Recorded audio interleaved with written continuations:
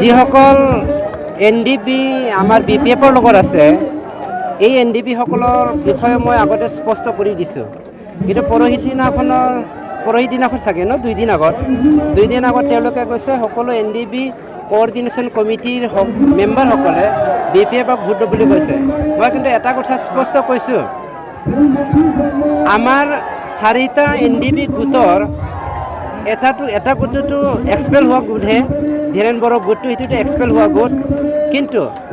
আৰু এটা গোট আছে ৰঞ্জন দৈমাৰী গোটৰ কিছুমান এনডিপি কেডাৰে আজি হাজিৰা খোৱাৰ বাহিৰে বিপিএফৰ হয় হাজিৰা খোৱাৰ বাহিৰে আৰু একো নাই। তেওঁলোকে হাজিৰাই খাই আছে 2014 চনৰ পৰা। আজি আপোনালোকক মই এটা প্ৰমাণ দিবলৈ গৈ আছোঁ কেইদিনমানৰ পাছত ইউপিপিএলৰ হৈ পেলাই, কিয়নো 75% এনডিপি আৰু লিডাৰ ইনক্লুডিং ৰঞ্জন দৈমাৰী আমাৰ ইউপিপিএল পাৰ্টিক ছাপোৰ্ট কৰে। সেইটো আমি খুব সোনকালে প্ৰমাণ দিবলৈ গৈ আছোঁ। গতিকে বৰ্তমান যিসকলে বিপিএফৰ হৈ কেম্পেইন কৰি আছে তেওঁলোকে হাজিৰা খোৱা এজন মানে হাজিৰা খোৱা স্পিকাৰ হিচাপে বিপিএফৰ হৈ পেলাই কাম কৰি আছে, বাকী একো নহয়। एनडिपि आरखौ प्रमद बर'आ नासयदों होननाय रावखौथ' जोंनि दुलाराय बर'फोरा खोनायोबा लाजिगोन एबा मिनियोसो। मानोना जेब्ला जोंनि नाब्ला सारा जेल जादोंमोन कनभिक्टेड जानानै, बे समाव प्रमद बर'आ दुलाराय बर' फरायसा आफादनि आफादगिरिमोन। बे समाव जोंनि बिटिसिनि खुंथाय, आसामनि खुंथाय, सेन्ट्रेल गभर्नमेन्टनि खुंथायावबो जोंनि हाग्रामा महिलारियानो दंखायो। गतिके बे मोनसे पलिटिक्सनि मोनसे खोन्दोसो, जाय बाथ्राखौ दिनै हाग्रामाया बुंनो होनाखै। जोंनि बे हारिमुना सारिमु होननाय सासे एनडिपि आरनि मा होनदों पिएस ना मा आं बेखौ मिथिला, पार्सनेल सेक्रेटारिनो बिथांनि बुंनायखौ आं आसरित मोनदों। बिथांमोना आसरित जानो गोनां गैया। 2014 सननिफ्रायनो जाय बिथांमोना दिनै बिपिएफनि जानानै बाथ्रा बुंगासिनो दङ, बिथांमोना खामला जाबोबाय थाखादों। दिनै हारिमुवा मोनसे मिथिङावहाय खामला लानानैसो हाजिरा फैसा फिस लायैसो बिपिएफनि जानानै गुंग्राय सेलेखा गलायलायनाय, मोदै गलायलायनाय लेक्सार लानानै मानसिफोरखौ इमसनेल एटाचमेन्ट खालामनानै माने बिपिएफनि सापर्ट होनो थाखाय खावलायदों। खिन्थु रायजो राजाया थगायजाना दिनैनि दिनाव, मानो होनोब्ला दिनै नाब्ला सारा कनभिक्टेड जाखानाय हिसाबै जोङो बिथांखौ बख'नो हायै अबस्थायाव थानायखायनो जोङो एकर्डनि गेजेरजोंबो बख'नो हायाखै। खिन्थु दाखालि नोंथांमोननि मिडियानि गेजेरजों आं मोनसे बाइट होदोंमोन, बिपिएफआ दिनैसिमबो गोहो दङ नाब्ला सारखौ लोगोसे थांनाय जेल जानाय 1 जननिख्रुइबो बांसिन फासि होजाहां मानसिफोरखौ बख'नो हानायनि। खिन्थु बिपिएफआ बै पलिटिकेल सार्थनि थाखाय गावसोर देरहानायनि सार्थजोंनो बिथांमोना दिनै रावनिबो जानानै बा एनडिपि आरएसपि जियानो जायाथों मानो बिनि जानानै खामानि मावनो नागिराखै। मानोना बिथांमोना रां जाख्ल'दों। बे जाख्ल'नायखौ बासायनो थाखायनो दिनै बिथांमोना माखासे जोंनि एनडिपिनि सोद्रोमाफोरखौ खामला लायै जोंनि रायजो राजाफोरनि खाथियाव थांनानै इमसनेल एटाचमेन्ट खालामनायनि मोनसे खोन्दोल'। मोनसे बाथ्राखौ रोखा जा, मानोना बावैसोनो सिगां एनडिपि आरनि सासे सोद्रोमायाल' नङा, बे सोद्रोमाजों लोगोसे 70% एनडिपि आरनि मानसिफ्रा दंफायो, हाइडेनाव दङ। नोंथांमोना नुदों नामा मालाबा एनडिपि आरनि सोरबाया इउपिपिएलआव हाबनाय, बिपिएफआव हाबनाय?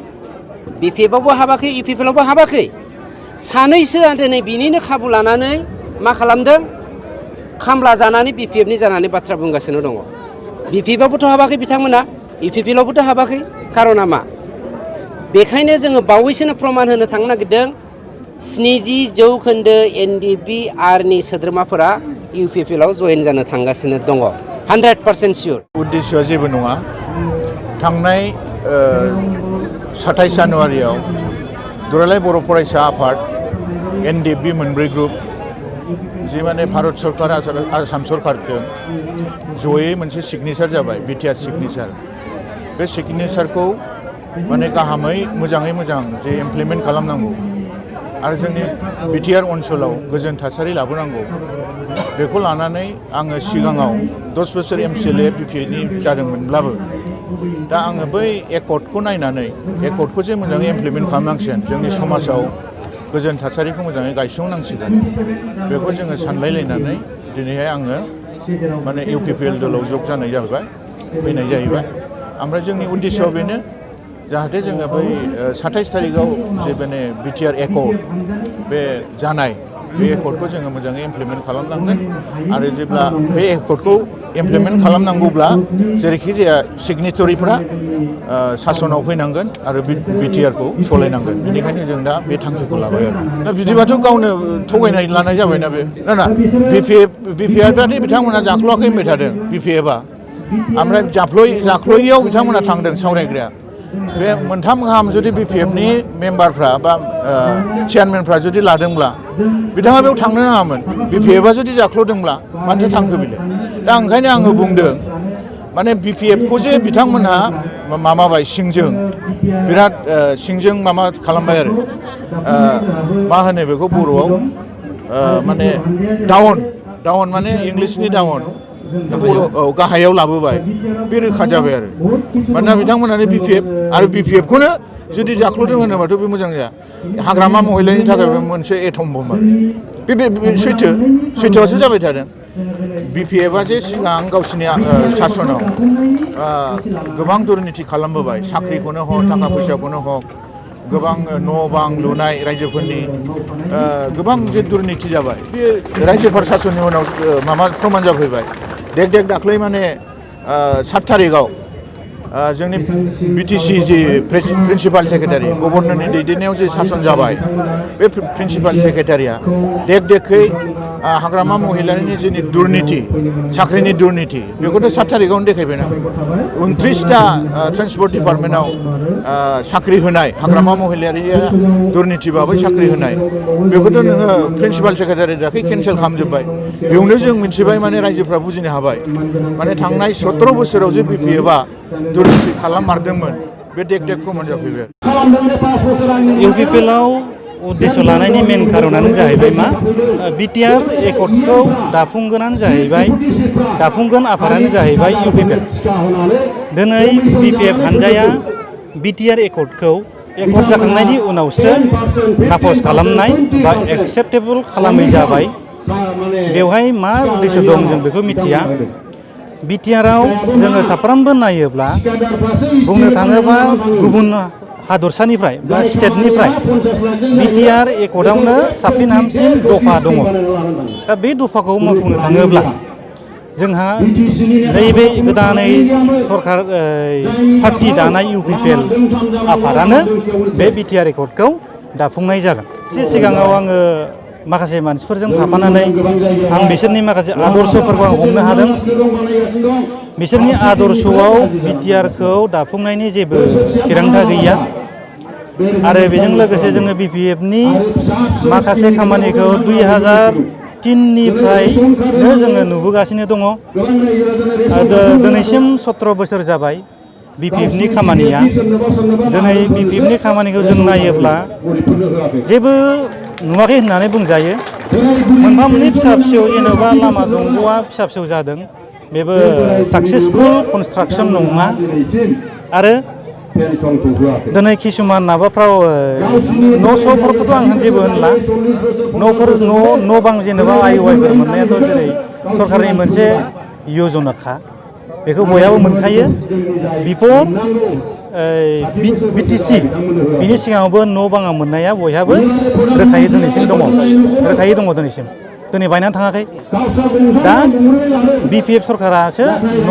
सेंसन बानायनानै गोदानै आसनि बानायदों होननाया बे जों बेखौ गनायनो हाया बेवहाय बुहुत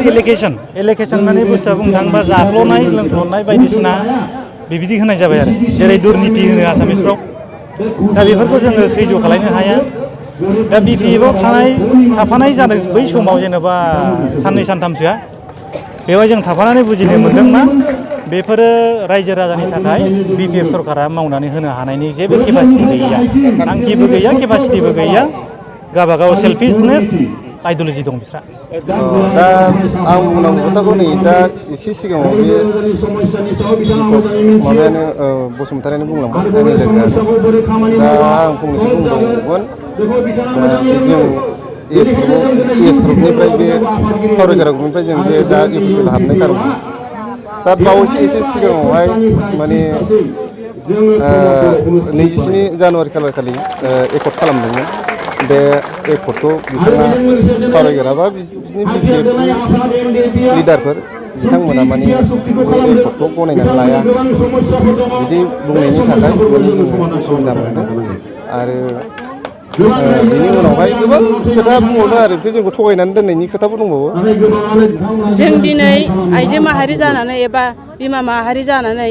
जोङो गिबिनिफ्रायनो जोङो नांगोलाव भट होबोदोंमोन नांगोलाव भट होसेयावबो जोङो जेबो मोनाखै जोङो दिनैहाय मोनसे समाव बेसेबां सन मोनथाय आं बेखौबो गोसोआव गैला बामोनगावआव बे बिसिडिसिनि दानि गोदान बिसिडिनि खोलाहा मिथिं जादोंमोन बे समाव आं बुंदोंमोन माखौ चन्दन सारखौ सार जोंनोबो लामा नांगौ जोंनि लामा हान्था मेलाया ओरैबायदि गाज्रि होननानै बुंदोंमोन आङो बेयाव बुंदों चन्दन सारा मिथिं जानायाव गोबां सुबुंफ्रानो माबा माबि बिदोंमोन आं बुंदोंमोन सार जोंनोबो लामा नांगौ नोंहा बेखौसो बिनो फैबाय होननानै आंखौ चन्दन सारानो रायदों आं चन्दन सारजोंनो रायजानो मोन्दों बिनि थाखायनो बिनि दिखारैनो जों दिनै बिपिएफनि हेंथायै जों दिनै इउपिपिएलखौ मोजां मोननानै मोनथाम गामिया जोङो दिनैहाय बे खरफागुरि धरमपुर जाम्फैगुरि जोङो गामि दरथामबो नफ्रोमबो घरे घरे जोङो दिनैहाय बे इउपिपिएल हान्जाखौ